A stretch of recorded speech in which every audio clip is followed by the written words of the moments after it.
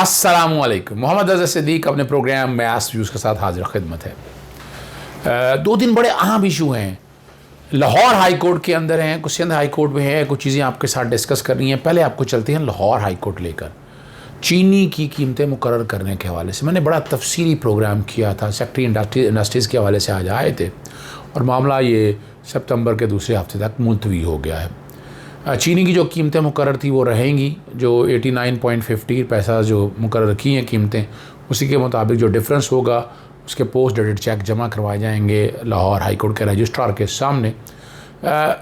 बहुत अहम इशू है। मैंने 2011 से ये मामला उठाया हुआ है कि जो चीज़ें हैं ना, रोज़मर्रा अशिया की जो चीज़ें हैं उसकी कीमतें तयन करने के हवाले से मुख्तलिफ़ कवानीन मौजूद हैं।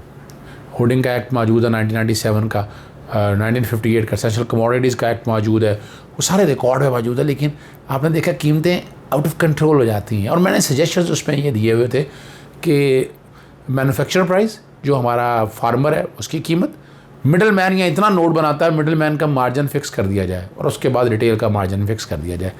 और इसके लिए काविशें कोशिशें करते, क्रेडिट जाता है जहाँ जैसे शाहिद जमील साहब को बड़ा पॉजिटिवली इस केस को देख रहे हैं। मफाद आम रमज़ान में भी उन्हीं की बदौलत जो है ना वो चीनी दस्तयाब होगी, वरना धक्के पड़ने थे, चीनी की यानी जो कीमतें ना कंट्रोल से बाहर हो जानी थी। ये क्रेडिट जाता है जनाब जैसे शाहिद जमील साहब को कि उन्होंने बहुत अच्छा और आसान कदम लिया और इसके रिज़ल्ट हमें नज़र आए। और अब भी आप देखें, अब भी जो है ना बाकायदा इसमें आप अंदाज़ा लगाएं 1958, 1990 अभी तक चीनी की कीमतें मुकर्रर या रोज़मर्रा जो एसेंशियल कमोडिटीज़ कीमतों की कीमतें मुकर्रर करने का कानून कोई नहीं है। अगर रूल्स मौजूद नहीं है, उसके लिए रूल्स अब बने हैं, रूल्स बन गए हैं, टाइम दिया है वफाकी हुकूमत को, फिर सूबाई हुकूमत को वो इस रूल्स को सामने करते हुए फोर्स करें। फोर्स करने के बाद जो कीमतें मुकर्रर करनी है वो कीमतें, और इस तरफ खाली चीनी की नहीं है, ये तमाम प्रोडक्ट्स की जो है ना कीमतें मुकर्रर की जाए। जुडिशल एक्टिविज़म पैनल की तरफ से दरख्वास्त 2011 से दायर की, उसके बाद जो इंक्वायरी हुई ये सारी जुडिशल कमीशन के बना जो चीनी के हवाले से, बहरान के हवाले से, वो भी क्रेडिट जाता है हमारा जुडिशल एक्टिविज़म पैनल को कि हमने ये मामला उठाए रखा और इस मामले को बड़ा सीरियसली हम उठाकर लेकर गए। तो ये एक अच्छी खबर है कि आने वाले दिनों में लाहौर हाई कोर्ट को क्रेडिट है कि कीमतें जो है ना वो इंशाल्लाह किसी एक तरफ आ जाएंगी और इस्तेकाम पैदा होगा, लोगों को मसाइल में आसानियाँ होंगी। दूसरा चलते हैं, इसी तरह एक बहुत बड़ा बहरान पैदा हुआ था, तेल का बहरान।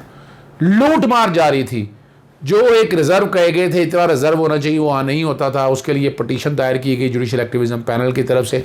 उस वक्त के चीफ जस्टिस कासिम खान साहब ने तकरीबन 1 साल से ज़ायद हेयरिंग की। उसमें बाकायदा एक जुडिशल कमीशन बना, अबू बकर खुदाबख्श बड़े सीजनड ऑफिसर है, बहुत ईमानदार ऑफिसर है, और उसने असल हक़ाइक़ निकाले, ओगरा का रोल निकाला। ओगरा ने तबाही कर दी है। ओगरा आज तक रेगुलेट नहीं कर सका, ना कीमतों को, ना उसकी प्रोडक्शन के हवाले से, ना स्टोरेज के हवाले से। फिर अब हमारे यहाँ जो वफाकी मिनिस्ट्री है, डीजी ऑयल है, उनका जो रोल है वो सारा कुछ सामने, बड़ी डिटेल और डेप्थ में 4 महीने वो इंक्वायरी चली। और उस पर ये मैंने बाकायदा दरख्वास्त दी थी कि इसकी बाकायदा इंक्वायरी कमीशन बनाया जाए जो इस मामले की तह तक जा सके और इस मामले के असल हक़ाइक़ सामने ले आए। वो फैसला आ गया।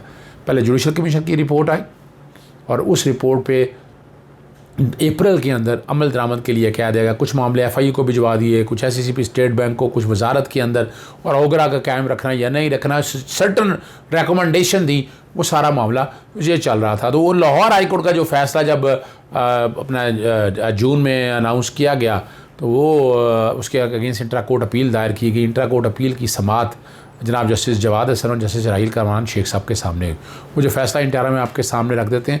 कोर्स मेयर से रोक दिया एफआईए वगैरह को, लेकिन एफआईए कार्रवाई अपनी जारी रख सकता है। वहाँ बड़ा नुकता उन्होंने कहा कि इससे कमर्शियल ट्रांजैक्शन मुतासर होंगी। बताया गया कि नहीं, कमर्शियल ट्रांजैक्शन हमने बिल्कुल कारोबार बंद नहीं करना चाहते, लेकिन स्ट्रेटेजिक जो है ना जो स्टोरेज है वो तो बरकरार रखनी है ना। अब कीमतें अगर मुकर्रर करनी है, घटिया तेल आ रहा है तो कौन देखेगा। ओगरा ने 3 से कुछ किया नहीं, न वफाकी वजारत कर रही है। अब एक मौका मिला है कि कोताहियाँ कमियाँ सामने आई हैं, उसको आगे चलने दे, उस पर कोई फाइनल रिजल्ट आना जाए। और जहाँ तक मामला है कि इस कमीशन के हवाले से जब बातें जितनी भी आएँ, और चीनी कमीशन के हवाले से भी अब ये बात हुई थी, तो सुप्रीम कोर्ट ने बाकायदा इंटरफियर या हाई कोर्ट ने इंटरफियर नहीं किया और कमीशन की रिपोर्ट पे आगे अमल दरामद जारी है ताकि रिज़ल्ट की तरफ आ जाए। बाकायदा एडमिट कर लिया इंट्रा कोर्ट अपील। मंडे के लिए समाअत मुलतवी हो गई हुई है, मंडे को समाअत होगी, मंडे को इंशाल्लाह अदालत की मुआवनत करेंगे। और मैंने बड़ा वाज़ेह तौर पर कह दिया कि एफआईए एक तो इंट्रा कोर्ट अपील काबिल समाअत नहीं है, उसके कई रीज़न्स हैं, फिर डिटेल में डिस्कस करेंगे। नंबर दूसरा जो मैंने सवाल उठाया कि ये जो है ना FIA जो है ना, ये डर क्यों रहे हैं इस बात से? कोई कारोबार तो नहीं किसी बंद हो गए ना, मैं कारोबार बंद करना चाहता हूँ ना जुडिशल एक्टिविज्म, कोई इनके कारोबार बंद नहीं करना चाहता, ये भी गलत फहमी है।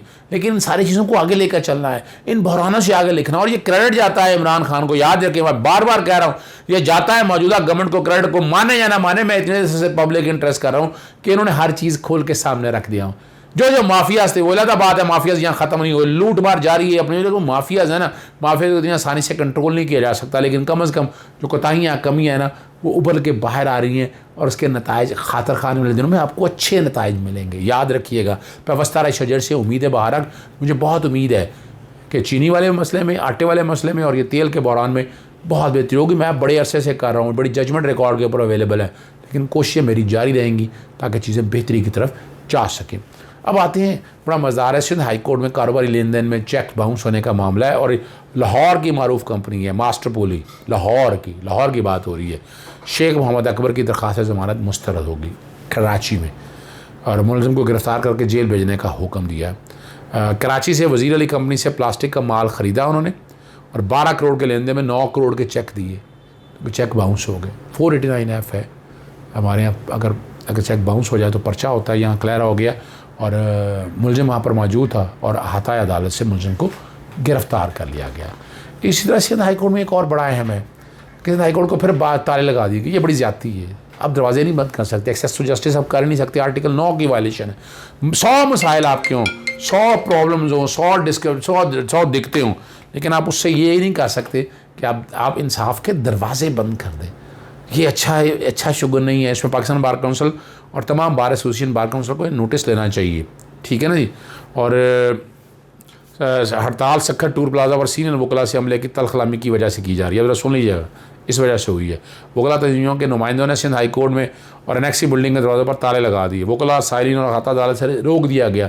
इससे पहले वो सीनियरिटी के जज के हवाले से हड़ताल रही है। हड़ताल इस तरह नहीं होनी चाहिए, वो अपनी जगह एहतजाज अपना हो, लेकिन इस तरह हड़ताल नहीं होनी चाहिए। प्रोसिक्यूशन, सरकारी वकला, पेशी अफसरों को और मुलाजिम को भी रोक लिया गया। पेशी पर आने वाले साइन को अदालत के मरकज़ी दरवाजे पर रोक लिया गया।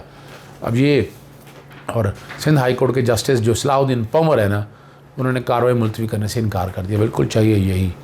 और नुमाइंदा वकला ने अदालती कार्रवाई मुलतवी करने की, सिंध हाई कोर्ट बार के ना, इन्होंने नुमाइंदा वकला ने कार्रवाई मुलतवी करने की दरख्वास्त दी थी। अदालतें और अस्पताल कभी बंद नहीं हो सकते। तो सुन लीजिएगा, क्या कहा दोबारा जस्टिस सलाहुद्दीन पंवर साहब ने, अदालतें और अस्पताल कभी बंद नहीं हो सकते हैं। वकला बरादरी निज़ाम को कहाँ ले जाना चाहती है? एहतजाज के और भी बहुत से तरीके हैं, और मामला को हम समझते हैं, मगर जो साइलिन अदालत में आए हैं उनको क्या कहकर वापस भेजें? जिन फ्रीकैन के वकला अदालतों में मौजूद नहीं, उनके ख़िलाफ़ कार्रवाई का हुक्म नहीं देंगे। लेकिन किसी की ज़मानतें होनी है, किसी के और मसाइल हैं, बेचारा पता नहीं किराया कहाँ से लेके आया। एहतजाज के बहुत तरीके हैं, और ये हम बार काउंसिल हम डिस्करेज करते आ रहे हैं, बहुत डिस्करेज, बहुत अहम इशू है ना, फिर ठीक है, लेकिन हर मसले के ऊपर एहतजाज करना है, हड़ताल करना, ये कोई तरीका नहीं है। और आपने देखा कि ख़ास तौर पर जो अपना सीनियरिटी के हवाले से हड़ताल करें, वो गैर कानूनी है, तौहीन अदालत है। सुप्रीम कोर्ट की जजमेंट मौजूद है बड़ा वाज़ेह तौर पर कि सीनियरिटी का प्रिंसिपल नहीं है सुप्रीम कोर्ट में जज ले जाने का, लेकिन यहाँ हड़तालें होती रहीं और वो भी ज़्यादती है। आप एहतजाज करें, और तरीके हैं, लेकिन दरवाजे, इंसाफ के दरवाजे नहीं बंद हो सकते। ये आर्टिकल 9 की खिलाफ वर्जी है, और जो ये कर रहा है वो बिल्कुल गलत कर रहा है, और इस मामले को बड़ा सीरियस लेना चाहिए।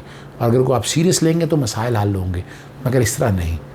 अवाम बहुत डिस्टर्ब होते हैं, परेशानी होती है, खुदारा इस परेशानियों से बचना है और चीज़ों को आगे की तरफ लेकर चलना है, और इसको डिस्करेज करना चाहिए। मैं फिर जहाँ प्रोग्राम ख़त्म करने से पाकिस्तान बार काउंसिल और बार काउंसिल्स जो सिंध बार काउंसिल है, पंजाब बार काउंसिल, जितनी बार सबसे मैं इल्तिजा करूँगा, रिक्वेस्ट करूँगा कि हड़ताल बहुत ज़रूरी हो तब की जाए, वरना हर मसले पे हड़ताल ना की जाए, इससे आम सारीन को बड़ा नुकसान पहुँचाए। इजाज़त चाहूँगा। अस्सलाम वालेकुम, अल्लाह हाफ़िज़।